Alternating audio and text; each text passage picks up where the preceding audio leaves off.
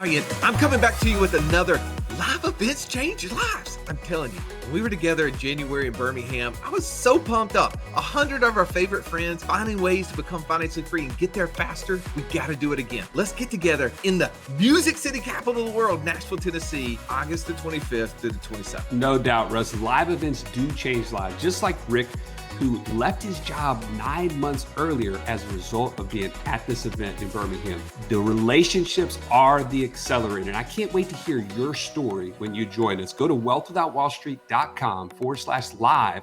And don't forget to use promo code podcast to get 20% off your ticket. Go there right now. Has the thought occurred to you that people will regret the things they didn't take action on? Has that question gone across your mind even since you've been listening to our podcast? Today's guest, Bronson Hill, breaks down how that question was the one thing that caused him to take the leap from a super successful sales career into the world of syndicating real estate investing. Yeah, Bronson's an amazing author, podcast host, someone we've got to connect with in a mastermind. And speaking of masterminds, right, one of the things that I really resonated from this podcast that Bronson talked about is how that mastermind has helped him expand his thinking, helped him cross the fence, if you will, of moving out of being a full-time W-2 employee to now becoming a full-time investor. And he talks a little bit about, if you followed our right next thing grid, you know, like one of the fastest ways to get to 200% of passive income over your monthly expenses is by building a fund. And he goes through that process that he did. And he says that, you know, one of the key elements there is that you have to make yourself valuable to valuable people. So I want you to take these nuggets and figure out how they apply to your life so you don't have regret. Joey, let's jump in right now with Bronson Hill.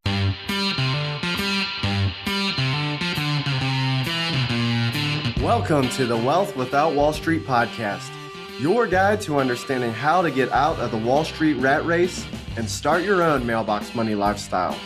Now, don't let these handsome Southern draws fool you. These financial minds are teaching our country to enhance savings, increase cash flow, and create passive income, all without the help of Wall Street. Are you ready to break through? Now here are your hosts, Russ Morgan and Joey Murray. Wealth Without Wall Street tribe, get ready for another financial freedom story with Bronson Hill. Bronson, so glad to be with you today. Hey, Joey, Russ, really excited to be here. I love talking, wealth without Wall Street. I mean, I love that title, what you guys are doing, your mastermind, just how you're adding value. So super excited to be here and talk with you and just have a great conversation. All right. Well, before we press record, you said something I really want to draw out for our listeners. You said people regret what they didn't do. Take me to the moment where that really had such an impact in your life. Yeah. So this quote, I don't remember who said it, but it's basically at the end of your life, you regret more of the things that you didn't do rather than the things that you did. And, what happened, I've shared this story. I was approaching 40. I had just recently gotten divorced. And I really kind of, in my life, there were all these big dreams I had. I wanted to be an entrepreneur. I wanted to do real estate. I wanted to make a big impact, make a lot of money and be able to give a lot of money to help fight human trafficking in the world. And I just realized I wasn't really tracking towards that. And so I just realized that for me, I needed to start living more courageously and really putting myself out there, because I think for a lot of my life, I'm sure many people can relate, is just I've lived with just fear of what people think, fear of, what happens if it doesn't work? What happens if I fail? Does that make me a failure? And so as I really, just kind of said, well, I really want to be 70 or 80 years old and say, you know what, regardless of how it turns out, at least I applied, at least I did everything I possibly could to go after those dreams. And so I think that that's something that I still remember, I still inspire myself with. How can I, do more, achieve more, be more, and just really go after more, and not just more stuff, but more potential, more, what was I put here on this earth to do, and getting after that, getting after purpose, and getting after the why, and getting after making a difference. Well, I know that you had been in corporate America, had done really well there. So obviously you started making some changes, though. You decided that corporate America wasn't for you. Was that one of the things you didn't want to regret not doing, is taking more, maybe an entrepreneur stand in your life? Yeah, so it's interesting. They say you're the average of the 5 people you spend the most time with, and it comes down to pretty much every area of life: your fitness level, your finances, your health, your spirituality. And so, if you want to change anything, you got to get around different people. So, to me, I had this great job. I was working corporate sales in medical devices. So I'd go in and work with cardiologists and surgery, heart surgical stuff. It was very interesting. I was getting paid over $200,000 a year. I did well. I was in the industry for about 10 years. And I wanted to leave the job. I'd started doing real estate on the side, and all of my friends and family were just like, why would you ever leave your great job? I could do it in about 30 hours a week. So I've got this great job, making great money, not working that many hours. And my friends are like, you're crazy. Why would you want to leave? And then I joined an entrepreneurs group, and there were 5 other guys who met together once a month for a couple of years. And, about a few months into it, I just said, hey, this is what I want. I want to leave my job, and I want to go full time with this. And I explained it all to them. They understood the business, and they kind of, without exception, they all looked at me and said, you should leave pretty much as soon as possible. This is a good upside. You should do it. And I was just kind of like, oh my gosh, well, I haven't found the support that I need. I really needed some of that support. And one guy said something. He said, it may not work. I mean, you may get it, it may not work, but he's like, you could always go back to medical sales. And I never really realized that. I think we're so trained often to be an employee, or to be whatever we are. Maybe someone was raised in a family of physicians. Oh, I've got to be a physician, or I've got to be this certain thing.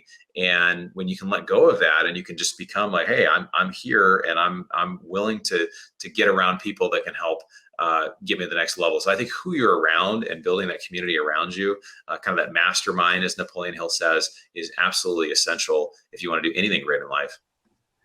So walk me through, I think it's critical that what you just pointed out is that there was a turning point. There was a point that you said, man, I don't want to look back and regret. What was the next thing after you even maybe got some more confirmation from that group? What was the next thing that you took action on that led you to where you're at right now? So I think I had been doing it, again, I think I'm a big guy who's the idea of low risk experiments. For example, if I want to start investing, maybe a low risk experiment is going to a meetup, right? Or looking at 10 deals, right? You didn't lose any money. Maybe you lost a little time, but it's not a big deal. So I had this kind of thing where I would just start working and developing in one area. So instead of just immediately one day quitting my job and burning the boats, I was like, well, let me see if I can do this on the side, and maybe I'll work 30 hours here, and I'll do 20, 30 hours in real estate, and I'll try to do this. I started really kind of doing both. So I'd been doing both up to that point, but there was a decision there that I had to make, where I had a partnership I had been working with in real estate, doing large multifamily. Now we have about 200 million in multifamily real estate, but I've been working with a couple of partners, and the partnership kind of ended. We kind of reached a place. There was nothing, no bad blood, but it just was kind of like, okay, we got to where we wanted to get to. Did a few deals together. We raised, $15 million together. So I learned a lot of great experience. But I had this point where I was at my job, and I realized I needed to really put myself out there. I need to start doing podcasts and get on my LinkedIn and social media, and hire a virtual assistant, and just really create my own Bronson Equity platform and really start reaching more people. But I knew if I did that, there was a risk that I'd blow up my job, right? I've got this great job, and a chance I could actually blow up my job. But at that point, I had enough passive income to cover my expenses, but that was still a struggle of I don't know, how do I walk through this? What do I do? And so it actually did happen a few months later, where a boss's boss got a hold of this. And what's this Bronson Equity thing? And a lot of times in sales, if you don't work from an office, people are like, well, perception is reality. So there must not be us. Maybe we must not be working at all, because you're doing all this other stuff. And so then it actually, it was about 6 or 8 months after I kind of started doing this. It kind of did blow up the other job in a way where they kind of started saying, hey, maybe you need to find something else or whatever, which was really hard for me, because I was a top performer. I was a President's Club guy, which means you're top 10% in the sales force. So just the idea of being an achiever, or doing something not as well in one area to really do something really well in another area, that was kind of a thing I had to coach myself through. But it became this beautiful distraction. When I left, I was really happy I left when I did. Well, we actually had a guy that had shared with us on a podcast many years ago. He created a podcast, Joe. You got to remind me of the name. It was something like How I Quit My Job, or I Want to Quit My Job, or something like that. And he was still working at the job. It was for the Postal Service, That's great. the U.S. Postal Service. There's a guy I know, actually, he's a multifamily syndicator as well. He was like an engineer for Google or one of these big tech things. And he knew he needed to leave his job, but he just couldn't do it. Like his family, or he just couldn't. So he actually hired like a life coach or some sort of like mindset coach to help him quit his job. Like his wife was like, okay, if you're going to quit your job, why don't you just quit your job? And he's like, no, I need some help to like get a mindset shift to just be able to do this well. And it is a very different mindset. I mean, it's hard just to be like, okay, if you're so used to a job, it's kind of like an addiction. Like, how could you not go to work, or how could you not have a paycheck? Like, it's a big adjustment, you know? Yeah, well, that's like Tommy and Tommy Boy, right? Like most people go to school for 7 years are called doctors, right? There's some people that don't want to leave college because they don't want to go get a job. There's some people that want to leave their jobs because they're nervous about what's on the other side. They're just so used to doing it that specific way. All right, that's not what we're here though. Like your expertise though, I want to bring this out for the audience because you have a very unique way that you look at deals, and you've been able to not only personally invest in the real estate space, but now you're also being able to bring other people alongside. Talk a little bit about your gift set. When you look at deals, you mentioned having over 200 million in real estate. That seems like a lot, right? So how did you decide that that was the asset class for you? How did that connect to your own personal investor DNA? Yeah, so I think in general, real estate's a very understandable. People understand real estate. Like for me, most people think, I think most people listening, or even that I meet that are physicians or other things, I should be buying real estate. And they think, oh, I have a house, I live in a house, I should buy another house. And they buy a rental house, or they buy two, or they buy five, or they buy a vacation rental. And that was my plan. I had a small single family portfolio with a partner in Cleveland, Ohio, and another state. And so we had 4 or 5 houses. And, my plan was to get to 30 of these and then to be able to retire, quote unquote, retire with passive income. And I realized it was a lot of work. And I was just kind of struggling with how much work. It didn't really quite work as well as it looked on paper. So it penciled, but it didn't actually turn out that way. There's a lot more expenses when you're buying in, rougher part of Cleveland. It's like, you're not probably going to have the highest quality tenants in general. And so there's a saying, when the student is ready, the teacher appears. And so I have a cousin who I hadn't seen in years who does multifamily real estate. And he said, well, this sounds like a lot of work, your plan of 30 houses. Why don't you do multifamily? And I said, well, I'd love to, but I don't have the money. And he said, you can raise the money. And that's how I learned about syndication. And that took me on a journey over the next, 6 months of just learning as much as I could, starting a meetup, finding my first investor there at the first meetup, and then finding a partner, raising 15 million over the next 18 months after that. So, it kind of went pretty fast. But I think what I've realized is, there's a saying, it takes money to make money, which is true. It just doesn't have to be your own money. And so if someone is looking to syndicate, it's amazing how, people either have time or they have money. The easier way is if you have money, then you can invest your money in deals, and you do well if you vet and operate deals and things like that. But multifamily is on the other hand, or you can, instead of having money, if you have time, like I had, or maybe you don't have either, but you can make the time, then you can go basically create a way to scale wealth for other people. So that's really what I did. And what I love about multifamily is that it's so many advantages. It has tax advantages. It has an inflation hedge. Generally, rents grow with inflation. You have less volatility in the stock market. It does cash flow. There's the tax benefits that go with it as well. So there's so many benefits that go to it, and it's a very understandable investment. So I just actually finished writing a book recently about passive investing called Fire Yourself. And it's basically, it's not out yet, but it will be out. And it's basically just talking about, like multifamily. One of the parts is multifamily is kind of the gateway drug, in the sense of like, once you start, it's like you can branch out to other things. So now we're doing ATM machines, which are very consistent cash flowing monthly investments. We're doing car washes. We're doing oil and gas technology, kind of VC stuff in that space. We're looking at deals in many different types of spheres. But I think multifamily in general is a very understandable thing. It's something we know there's a huge demand for. And I think it's a great place to start.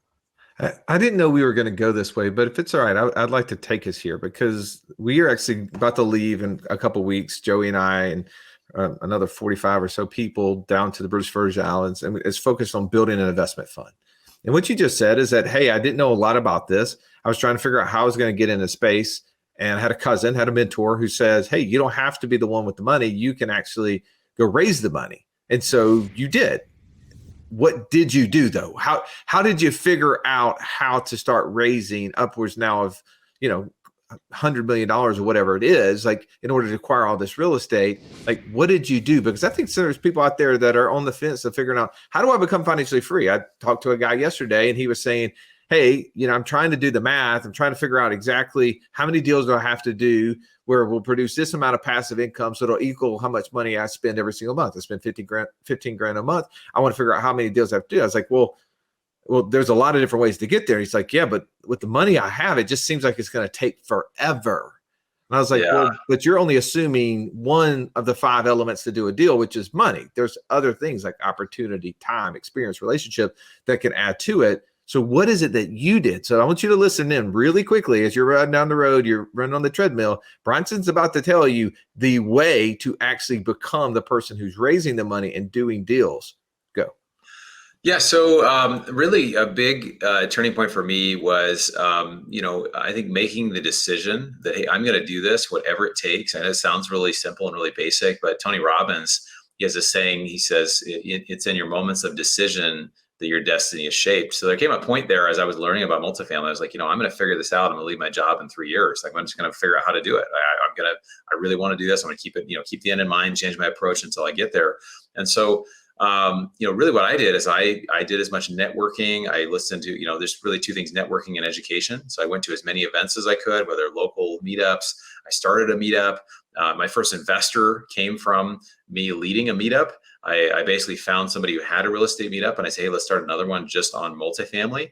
And I said, I had a relationship with this person and I said, hey, you just show up and I'll do all the work. And they said, that sounds like a great idea. So I did that. And I basically 60 people were there at the first meeting in Los Angeles. And we promoted a lot, but there were 60 people there. This guy shows up that I'd never seen before. And he says, hey, I'd invested in one of your deals. And I'm like, are you talking to me? Like, what's but my sales background, I was like, oh, let me get together with this guy. So I got coffee with him.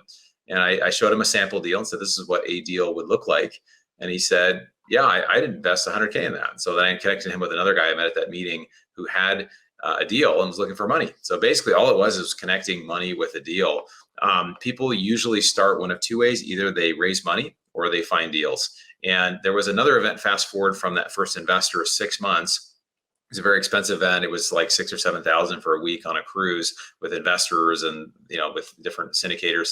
And I was there and somebody said at a roundtable event, said, it's like that quote from Jim Rohn, who's a motivational speaker, make yourself valuable to valuable people. And I'd never heard that before, but I thought about it. I was like, make yourself valuable to valuable people. And I was thinking like, oh, what is that? Okay, I guess if somebody's valuable, they're either adding a lot of value to the marketplace or they're just wealthy. And if I could just find a way to create some value for them, maybe that would be great. So I thought about a guy that was on that trip who thought, man, this guy's adding incredible value, but I don't know how he's teaching other people to do syndication, but I don't know how it's going for him raising money. So I went to him and I said, hey, how's it going in this area? What if we work together? And I helped with, podcasts and phone calls and just kind of helped to get people on board with this investment. Is that something that would be helpful? And he said, yeah, let's do it. So I ended up kind of leaving some of my stuff on the side and joined them. And that's from where I'm going from raising 100K to over the next 18 months, raising $15 million. And I had 1,000 one-on-one phone calls with high net worth investors. These are Zoom calls, the average net worth about 2 million. And that's just, you talk about an education. I mean, that's incredibly educational. So if you get in motion and if you try to create value, you make yourself valuable to valuable people. Because a lot of people come to them and they say, hey, I want you to mentor me, or I want you to help me. But if you show up and say, hey, how can I help you in this specific area? They're not asking that. I mean, they're asking the entrepreneur is asking that question a lot, but nobody else is asking that question. So that immediately sets you apart. Yeah, Tribe, this is not the first time you've heard this on the show, is that you have some sort of value that you can add to the world. And God's given you specific ways that you see the world, resources, time, energy, experience, whatever it may be, that someone who is valuable needs. And it is one thing to come with a hand out and one thing to come with a hand up and say, how can I help this person become better version of themselves? So really, really insightful that you would say that, Bronson. Now, I'm not going to challenge you like Russ is and just say, go on this next question. I hope you appreciate that with my hand up and not out. But there is something I want to uncover, and that's for everybody listening. They can say, well, it sounds like Bronson has a sales background. He was a pastor at one point. Maybe being a syndicator or raising money for investments is only for someone who has a sales background. What would you agree with that comment? Would you add to it? Like, what else about you makes you a good syndicator? Yeah, so I think that there's, definitely everything that we do, it adds to our skill set. It adds to our experience. And so when I was a youth pastor, there's a certain set of skills that you need. You're working with people, you're doing a lot of presenting of information, you're, trying to really figure out where people are at. Sales is similar. Some people will say, well, that seems very different. And they say, well, you switch from youth pastor to being in medical sales, that sounds so different, or now what you're doing now. But I've just always been a learner. And I think if you're willing to learn, you're able to grow. And, there's a saying by Brian Tracy says, if you want to earn more, you have to learn more. And so a lot of people, there's two ways people, again, typically come into being a part of operating big deals. It's either raising money or it's finding deals or operating them. So some people will come in and say, hey, I've got a background as a CPA or as an engineer or a pilot. And some of those guys are great at, hey, instead of raising money, I'm going to be the one who finds deals. I'm the one that's networking with brokers and doing that. Or I'm going to be somebody who's working on a different element of the deal. I do think everybody can develop sales skills. And actually from what I was doing before, there were a lot of differences about it. But, I think learning how to talk to people and figuring out what they need, you don't have to be in sales to do it. There's people that I know that are physicians. I know a physician that, has been a physician for 25 years. He's raised $300 or $400 million. He's not in sales, doesn't have a sales background. He's got his orthopedic practice, and then he also does that. So I know many, many people that are not sales background that has allowed them to do very well. So I think, the big thing is just getting an assessment of what you do. I didn't know when I started. I thought, I'm going to actually bring deals. I thought I like numbers. I like being able to, so I actually was trying to bring deals to different groups. And over time, looking back, it's like, okay, yeah, well, I've got 10 years of sales experience. This helps. So there's some things there that help. But, we all have ways we interact with people. And a lot of times, sometimes, if someone's a business owner or they have some wealth or some skills, they may have people they know that know, like, and trust them, right? And that's how people invest with them. You may have a network.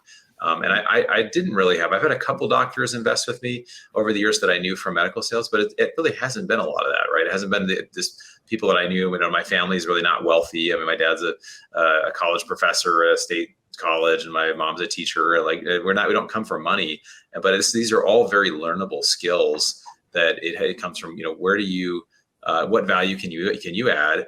And just trying to figure out a way to develop those skills. If you've listened to our show for any length of time, you've heard us talk about infinite banking and how we were able to use that concept to create over $50,000 a month in passive income.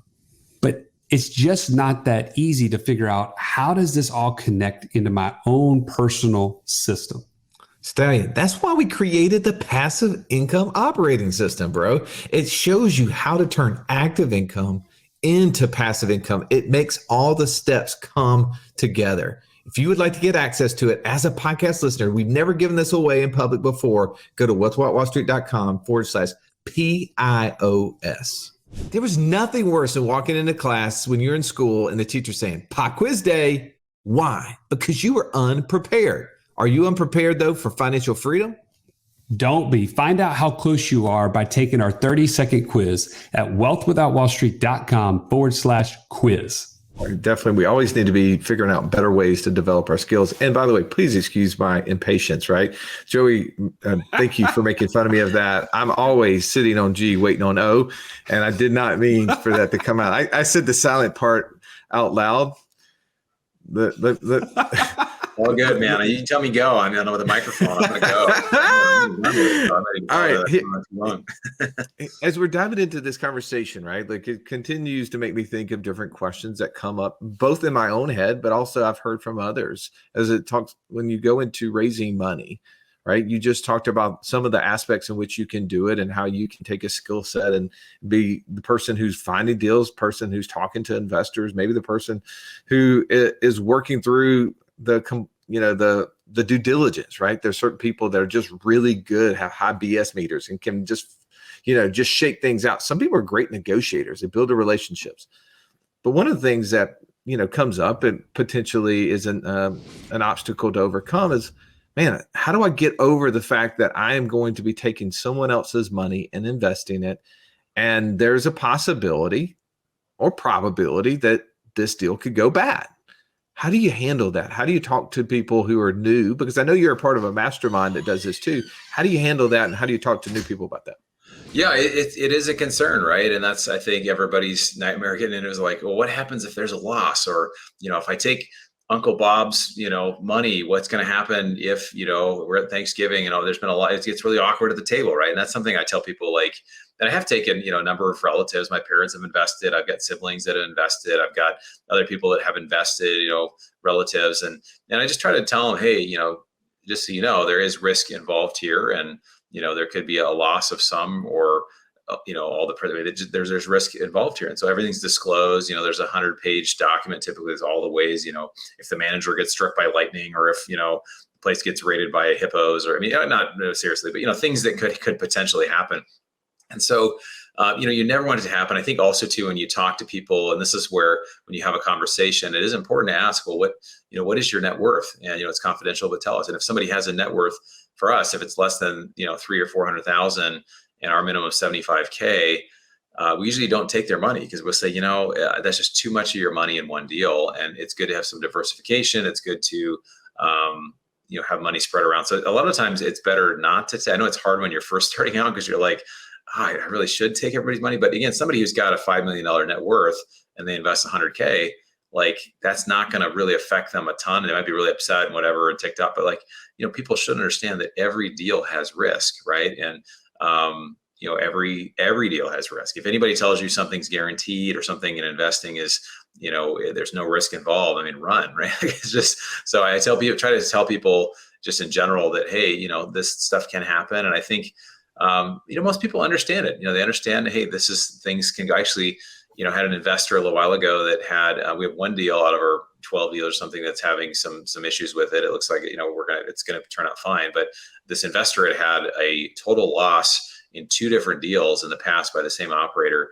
And so when we started sharing some negative news on the deal, hey, here's what's happening. Some of it's out of control. Some of it's is what we're doing to fix it, whatever. She just immediately went to this place that she'd already been, right? Which is like, oh my gosh, it's another loss. And I said, well, no, that's not what happened. And I was able to kind of talk her through it, talk her down a little bit. But in any deal, there's always concerns that come up. And I think that's even when it comes from vetting a deal, vetting an operator, somebody who's not going to be honest about that up front, that's something that I think everybody needs to be concerned about, because, it is about preparing people for success. And again, if it's monies that really can't be lost, or it's something that's the last money they have, you never, ever want to take that money. And you want to make sure you have that conversation, especially if it's a friend or family. Yeah, that's a great lesson there. And it's some good insights as you keep sharing with our tribe here. One other question I want to ask is, in light of this show is all about creating financial freedom, passive income, exceeding your monthly expenses. It sounds like you got to that point and then you became a syndicator. You became someone who is putting deals together and all this sort of thing. How passive is that actual activity? Yeah, obviously we say passive income is not uninvolved, but to give somebody a vision of, man, maybe this is something I should be going down the path of, how would you compare it from passive versus active?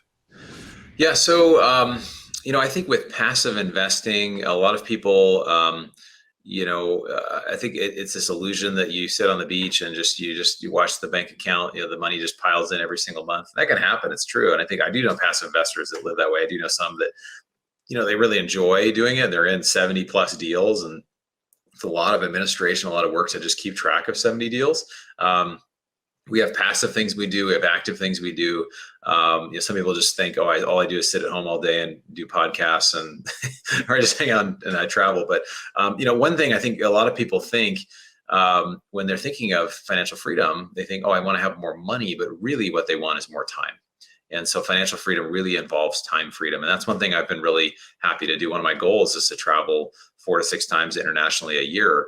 And so in the last 6 months, I've been, I think, 3 or 4 times internationally. And I was in Chile, I did the Patagonia Trail. I was in Barcelona and some other areas of Spain. I was in Belize, was in Hawaii last month, going to Belize next month again. and I got a trip planned in the fall. So, that's just stuff that for me I enjoy. So I do have some flexibility, and that's the thing that I love most, is that I don't have to go in at a certain time and do certain things. But it's almost like being a farmer, though, right? Like, if you're actually, there's a biblical analogy. A friend of mine asked me, what does a follower or disciple look like, right? Somebody who's a person of faith, what does that look like? And it's like, well, I don't know. Like, what does that look like? And there's basically 3 examples. And I think even somebody who's not a follower of Jesus would appreciate it. It's just that 3 examples are given. One is a Olympic level athlete, like a Michael Phelps. One is a special forces soldier. And the third one is a wealthy entrepreneur. Now, the first 2 are very structured, very rigid, right? This is kind of how you operate as a person of character, and you're doing this. You have your commanding officer, or you've got your coach, and your Michael Phelps, is in the pool 6 hours a day. The third one, wealthy entrepreneur, on that day would have been a farmer, right? So the farmer is somebody who, they can take trips, they have some flexibility, but if they don't plant, if they don't tend those, they don't have somebody working the soil, they're not going to be able to harvest. And that's the thing, when you're an entrepreneur, you have to continually be tending and planting and getting ready to harvest, because if you don't, then you're not going to get paid, you're not going to eat. And so I think as it's a different way I think a lot of people describe it, but I think, what we're doing is we're not trying to, okay, we've got a deal and we're going to hunt, and I've got to go find $5 million. I'm going to call everybody I know, and I'm going to do, hey, call them 10 times, and like, that's a hunter mentality, right? We've all been at used car lots, and we've spent that kind of vibe, right? This used car salesy vibe of like, you look great in this nice 1970 Buick. That's not what I'm trying to do. I'm trying to say, well, let's actually I want to be a farmer, where I'm basically constantly putting out content. I'm constantly putting out information. I'm having calls and adding value.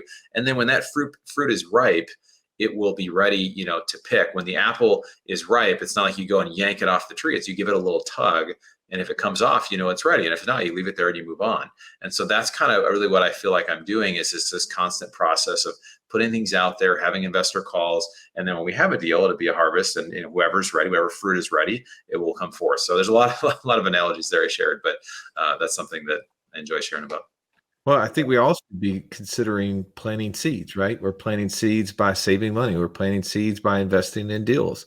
And we're planting seeds in the way that we're leading our families, in the way that we're preparing, the conversations that we're having. All of that is farming. And then we are starting to reap. I think, to your point, I'm grateful that you said it, right? That financial freedom is not just having more money, it's having more of what you want, which a lot of people want more time. But you have to understand that also we're called to be in service, right? And financial freedom is not just sitting down and doing nothing. You are going to be in service of something. And if you're able to help people as a syndicator, for instance, Bronson, which I had several conversations with you now, I know this is a passion area for you, that you see a higher calling in it, that you're able to evaluate deals. It's helping you get what you want, but it's also helping a lot of other people get what they want. And to the point that you mentioned of having conversations with family members, if they don't invest with you, who are they going to invest with? Someone else, right? And how do you know that person is going to do the best thing for them? Do you think your sister is going to have someone looking out for her money that she doesn't know better than you, her brother, right? It's illogical to think that way. Yes, there could be an uncomfortable conversation if we don't do our job. And that's why you're in a mastermind, right? You're amongst groups on a regular basis that are talking about how to do these things and do these things well.